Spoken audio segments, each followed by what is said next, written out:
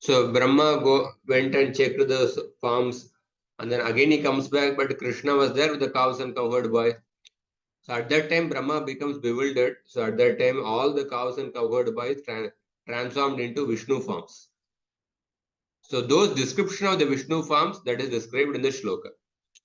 The Vishnu forms were um, embodiments of the one absolute essence, constituted of unalloyed being, consciousness, and infinite bliss alone. Their infinite glory was certainly untouched even by those blessed with the vision of the Upanishads. Sridhar Swami comments that although they all have individual forms, but their constitution is without distinction, as described in this verse. Because the verse says that they were embodiments of the one absolute essence. And see the shloka. Satya Jnana Ananta Ananda Matra Ekarasa Murtayaha. Their forms are of the nature of unalloyed being, Satya, Jnana Rupa, consciousness, Ananta, infinity, Ananda Rupa, bliss.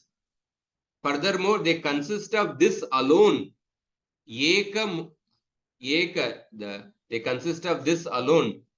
That means, which means that there is nothing in their constitution that is foreign to them. Vijatiya Sambeda Rahita. There is nothing in their constitution that is foreign to them. Over and above this, they remain always in a single form, Eka Rasa. This is the Sridhar Swami's commentary. And then next paragraph. Yadva Satya Jnanadi Matraika Rasam Yad Brahma Tadeva Murtir Yesham iti. Ata Yeva Upanishad Atmajnanam Saiva Drik Chakshur Yesham Tesham Apihi Nishchitam. Asprishta Bhuri Mahatmyaha Nasprushtam Sparsha Yogyam Bhuri Mahatmyam Yesham Te Tatha Bhutaha Sarve Vyadrishyante iti ityesha.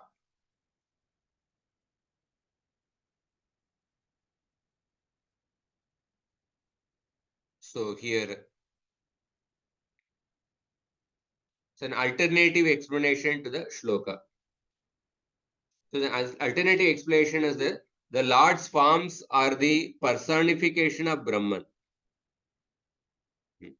Forms are the personification of Brahman, which is uniformly unlimited, blissful, immutable, eternal, and conscious, and nothing else.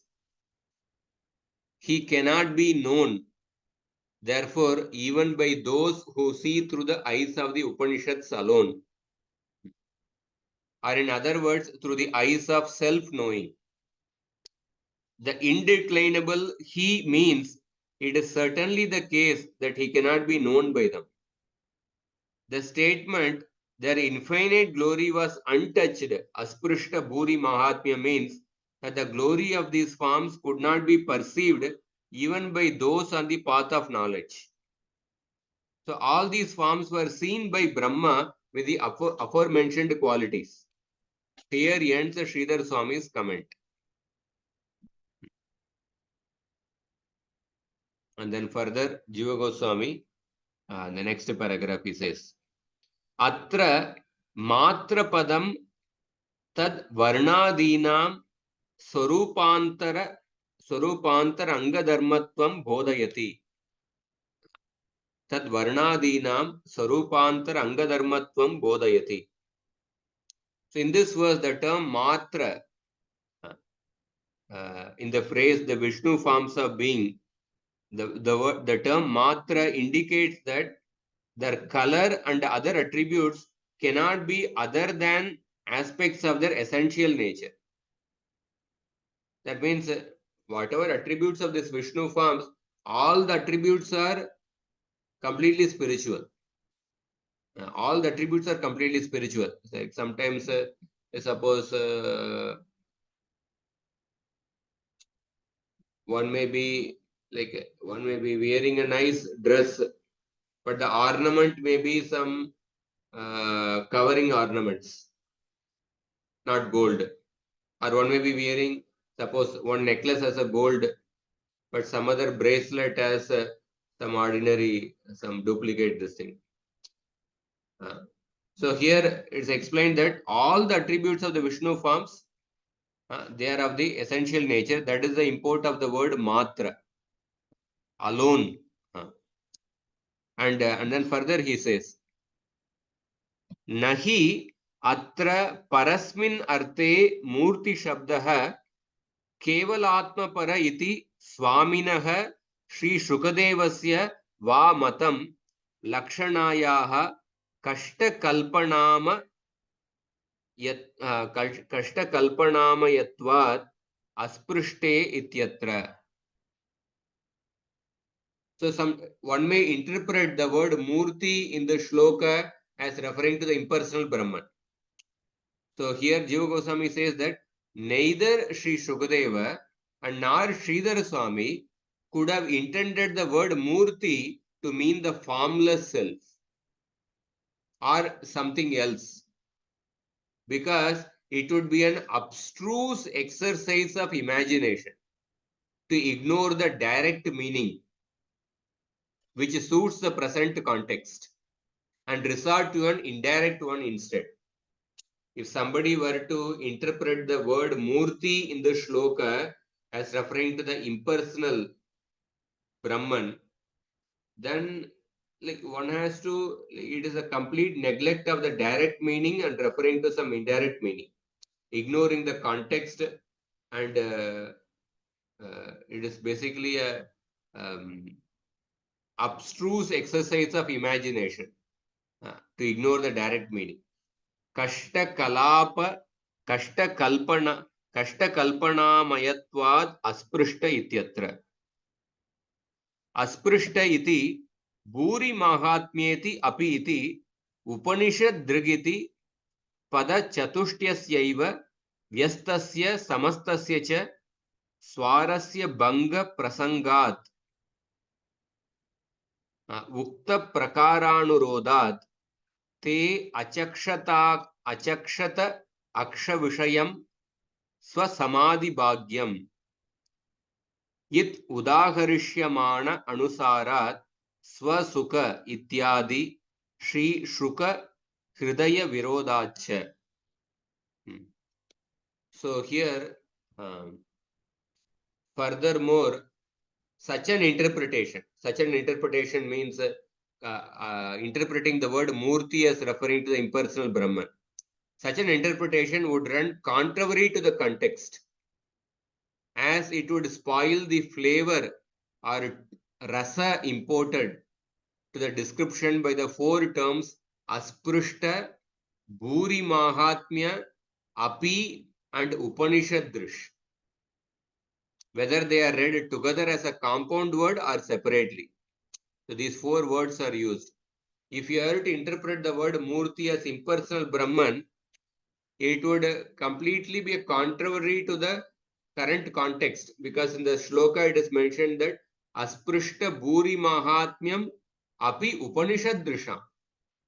The infinite glory of these forms is untouched even by the those people who have the vision of the Upanishads. Moreover, the direct meaning of Murti as a form is in accordance with the experience of the Kumaras, which will be discussed later in the Bhagavad Sandarbha. Because Kumaras, it is described in the Bhagavatam that as a result of the trance, they saw him with their eyes. They saw him with their eyes. In addition, interpreting the word Murti as formless self would contradict the experience of Shukadeva Goswami, as described in the 12th canto. That is what is explained. that 12.12.68, it would contradict the Shukdev Goswami's experience. It would contradict the four Kumaras' experience. Therefore, don't interpret the word Murti as the impersonal self. It refers to the personal form only. Ityadi Shukadeva Hridaya Virodat Cha. Ityadi Shri Shukadeva Hridaya Virodat Cha. So Atayeva Vishuddha Vijnana Ganam Vishuddha Jnana Murtaye Tvayeva Nitya Sukha Bodhatanau इत्यादि वाक्यानि च न लाक्षाणिकतया कदर्थनीयानि. So Jiva Goswami is quoting other shlokas 10.37.23, 10.27.11, 10.14.22. So there, if we interpret the word Murti as impersonal self, it would contradict all these shlokas. Therefore, other statements such as the embodiment of pure consciousness, unto him who is pure knowledge personified, and in you whose body is full of bliss and knowledge eternally, should not be distorted by applying a secondary meaning such as Brahman. So he's basically trying to say that how, because there are some philosophers who interpret the word Murti as the impersonal Brahman, but how it would be, it is a complete contradictory to many other statements, and it is nothing but ignoring the primary meaning and taking the secondary meaning. It is nothing but ignoring the current context of this particular shloka and taking some imaginary meaning. And then further he says, I'll just go through the translation of this anuccheda. Next week we will go through the purport.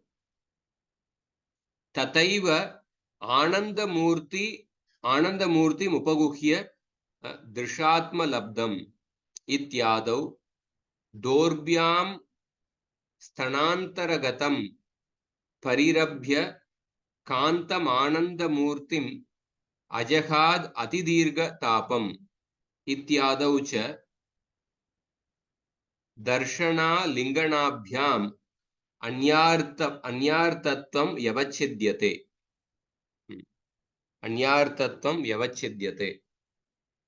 So here, similarly, no other meaning can be taken when it is said that the women of Mathura had a vision of Krishna's form of bliss,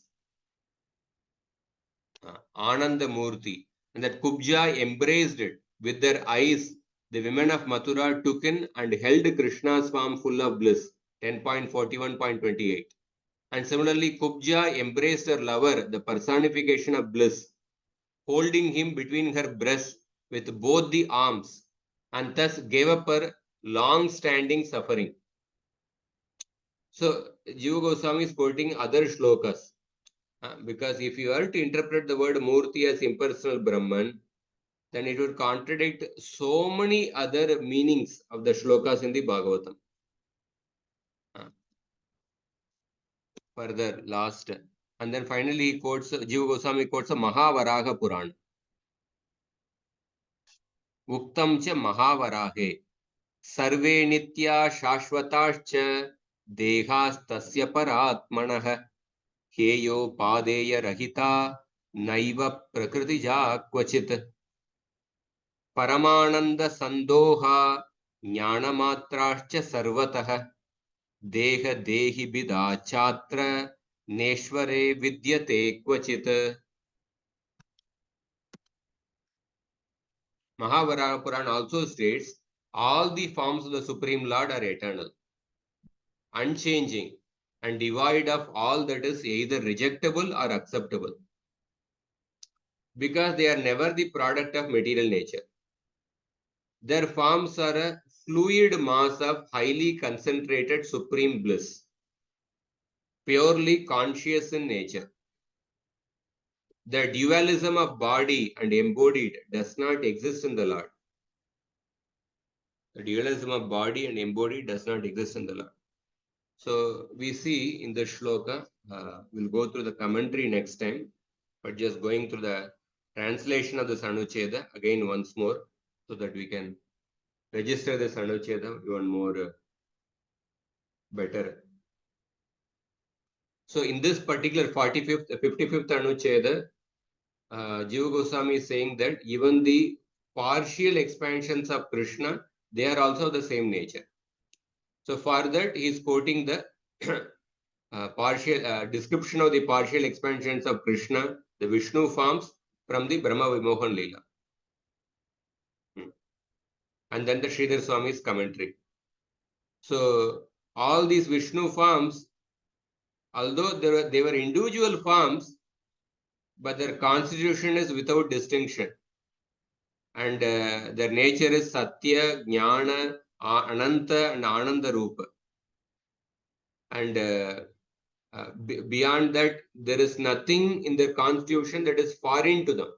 That means there is nothing material in them. And Ekarasa, although there were so many forms, they always remain in a single form. And then it's also explained that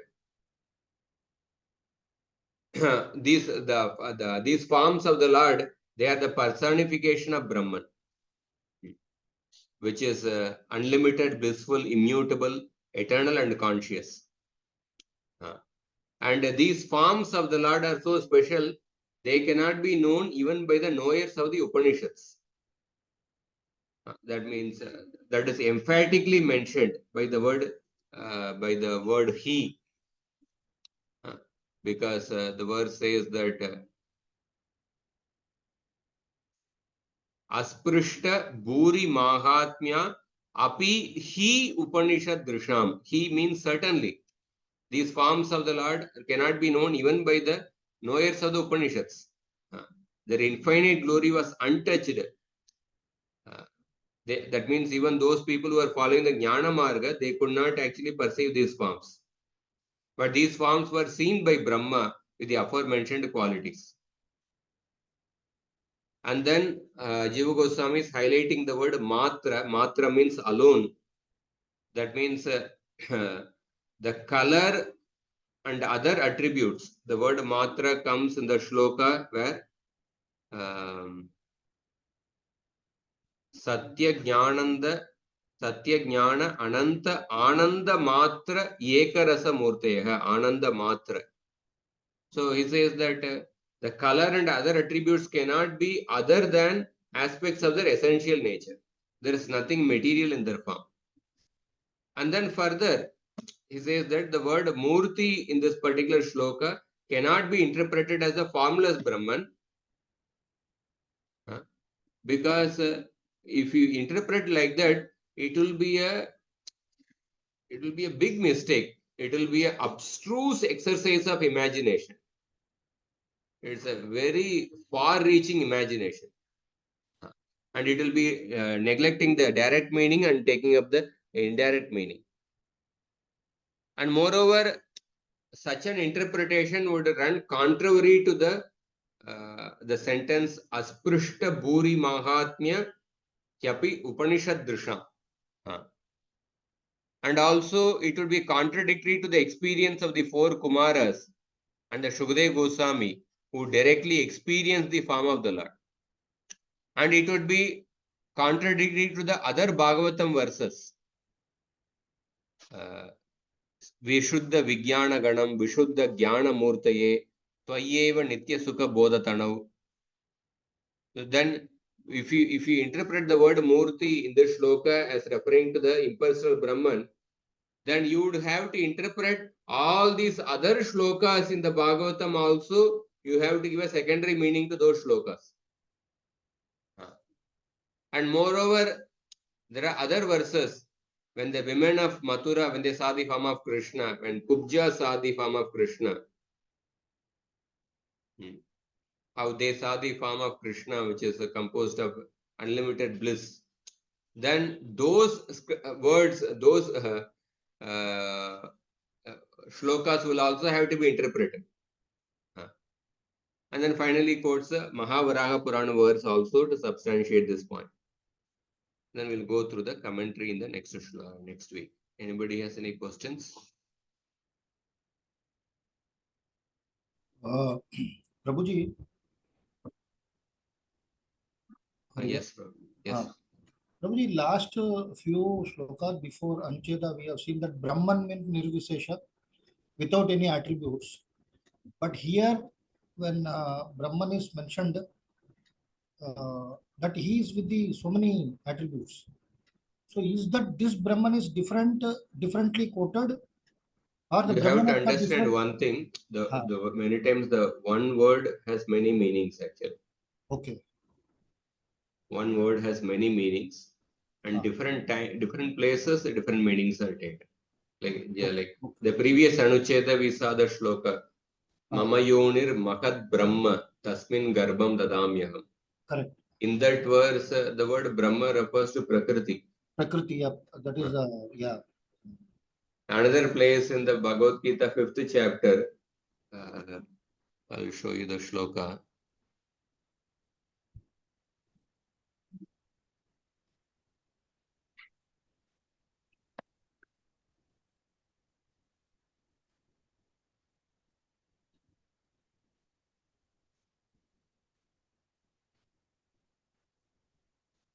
Yeah, in this shloka, 5.19, Ihaiva tairjita sargo yesham samya sitam manaha nirdosham hi samam brahma tasmad brahmani te stitaha.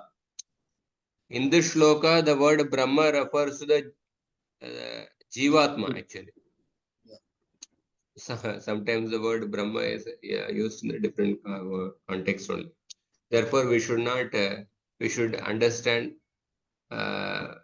word has different meanings. In that particular shloka, what meaning is used?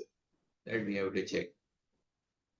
So the word Brahman is sometimes used to refer to the impersonal Brahman. Can you go back to that particular sentence by that very first that Brahma Vimohan Lila shloka? Yes, yes, Brahma Vimohan. Unalloyed and that consciousness and infinite bliss. So it's as so here the Brahman refers to the absolute truth or the supreme personality. The primary meaning of the word Brahman refers to the personal absolute truth. That's the primary meaning. Secondarily, it can also refer to the impersonal Brahman. It can refer to the living entity. It can refer to the Prakriti. So actually we were thinking Brahman is next before the Bhagavan, the Brahmeti Paramatmeti Bhagavan iti sapyate. So those that what is mentioned in that shloka Brahman is The somewhat impersonal absolute truth. impersonal. In that shloka, the word Brahma refers to the impersonal absolute. Otherwise, we have to take Brahman into a very bigger perspective and try to understand that, right? Yes, bro. Thank you, bro. So how the word is used in a particular shloka.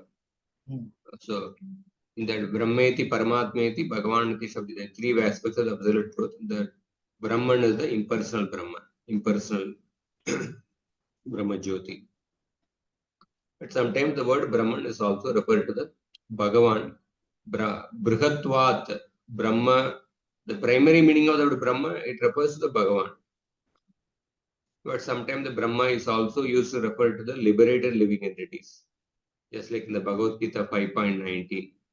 Sometimes the word Brahman is used to refer to the Prakriti. Mama Yonir Mahat Brahma. So that we have to keep in mind. Prabhuji, again, one more question. This, when we say partial expansion, what does that signify? Partial expansions of Krishna. Like they don't exhibit all the opulences in full, all the qualities of full. So, can we refer it as a Sakti Avesh or Avesh? Like Vishnu forms has 60 qualities. Correct. Krishna has 64 qualities. Partial expansions, like Krishna manifests those qualities, those opulences which are required for a particular mission. So he appears as the different avatars. All these avatars are the amshas of the Swayam Bhagavan. They exhibit a partial power. as compared to the original Swayam Bhagavan. Whatever is required for that mission, that much power, opulences would be exhibited. Also, we come across that this Swayam Bhagavan Krishna, when he manifests, he has taken all the avatars' actual form in him, and he exhibited the qualities. Is it, Prabhu, like that? Yeah. Since the source of all the avatars, the source of all the avatars, and when he kills the demons, he exhibits the Vasudeva aspect. Chaitanya Mahaprabhu is non-different from Krishna, who is the source of all the avatars. So therefore, Chaitanya Mahaprabhu, sometimes he showed the form of Lord Ram to Murari Gupta.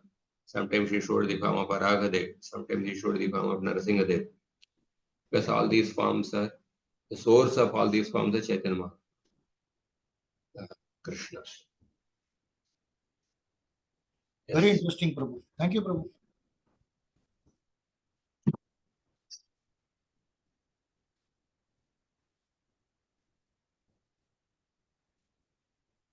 Hare Krishna.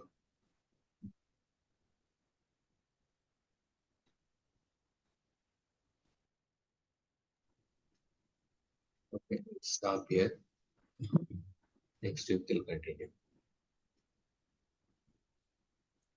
ग्रंथराज Shrimad Bhagavatam की जय, श्रील जीव गोस्वामी प्रभुपाद की जय, श्रील प्रभुपाद की जय, गौर भक्त वृंद की जय।